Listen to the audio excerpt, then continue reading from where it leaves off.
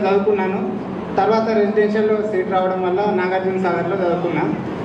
అయితే నేను స్కూల్కి వచ్చేటప్పుడు బస్సుకు వచ్చేటప్పుడు ఇక సార్లు అందరూ ఆల్రెడీ చౌట్పల్లిని ఎక్కేది కాబట్టి ఇక బస్సు ఎక్కిన కథ good morning sir, good morning madam అనుకుంటే లాస్ట్ వరకు పోయేది, లాస్ట్ కూర్చునేది. ఒకవేళ గుడ్ మార్నింగ్ చెప్పలేదు అనుకో వీళ్ళు మళ్ళీ క్లాస్లో కొట్టగలని అదే భయం ఉండేది. దాదాపు అట్లనే ప్రతి ఒక్కరికి చెప్పేది. నెక్స్ట్ స్టేజ్లో ఆలోచించారు, కొంతమంది వచ్చేది, కొంతమంది చెప్పేది చెప్పకపోయేది.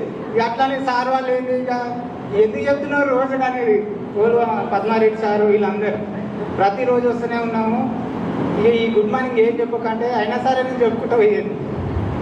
తర్వాత నేను మిడిల్ బెంచ్లో ఉన్నప్పుడు నాకు పక్కన సురేష్ రెడ్డి ఒకవైపు శ్రీను, ఇక్కడ నేను చదువుకున్నప్పుడు శ్రీను కానీ నరేష్ మళ్ళీ నాకు ఇంటర్మీడియట్ సేమ్ క్లాస్మేట్స్ అయ్యారు. సురేష్ రెడ్డి గురించి చెప్పాలంటే ఒకసారి ఏదో క్వశ్చన్ రాంగ్ చెప్పిండు, వెంకటేశ్వర సార్ వచ్చిండు పటాపట కొట్టిండు. ఇక ఆ సార్ కొట్టే చిన్న కొట్టపోయేది, అందుకని అమ్మ ఎందుకు వచ్చిన కూడా క్వశ్చన్ అడిగినా కానీ చెప్పకుండా ఉండేది, కానీ రాంగ్ చెప్పొద్దు ఆ సార్కి. ఇక ఎవరంటే ఇక నువ్వు చెప్పింది రాంగ్ అనేది కొట్టేది. ఇంకా వేణుగోపాలరావు సారు ఆ పద్యాలు బాగా చెప్పేది, మనకు చెప్పిన అంటే స్టోరీస్ కూడా చెప్పేది, ఓన్లీ లెసన్సే కాకుండా లైఫ్కి సంబంధించిన స్టోరీసే కానీ అవన్నీ చెప్పేది.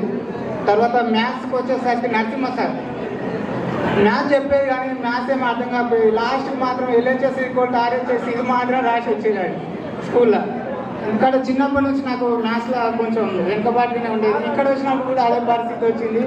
ఏదేమైనప్పటికీ అట్లా టీచర్స్ వైపు ఉండేది. నెక్స్ట్ మనకు సౌజన్య మేడం ఇంగ్లీష్లో అంటే నేనున్నప్పుడే ఉండే, ఆమె ట్రాన్స్ఫర్ కాగానే సుబ్బారావు సార్ వచ్చిండ్రు. సుబ్బారావు సారు